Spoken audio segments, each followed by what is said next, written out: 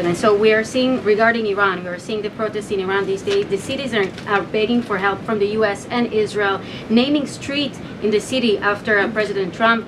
It seems there is an opportunity here that may not come again. Will the United States stand by the citizens of Iran? And if Israel decides to strike again the nuclear sites in Iran, is the U.S. expected to take part?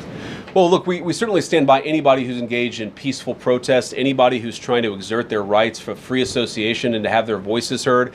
Obviously, the Iranian regime has a lot of problems. And as the President of the United States has said, the smartest thing for them to have done, it was true 2 months ago, it's true today, is for them to actually have a real negotiation with the United States about what we need to see when it comes to their nuclear program. I'll let the President speak to what we're going to do in the future, but we certainly stand with anybody across the world, including the Iranian people who are advocating for their rights. I'll take just a couple more questions. Thank you very much, Mr. Vice President.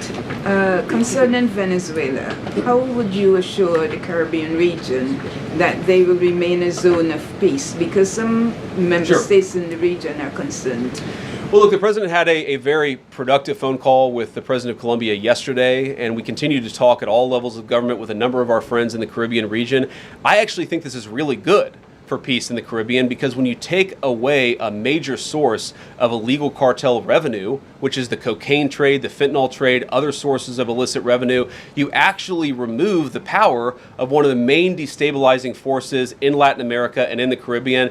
I really do think, look, we say it all the time, this is the President of peace. One of the ways that you establish peace in your own hemisphere is to make it clear that the United States is going to be respected, that the United States is willing to take power away from criminal cartel organizations and give it to legitimate governments. That's how we see the future of the Western Hemisphere, and we think it's going to be much more peaceful than it was certainly under Joe Biden.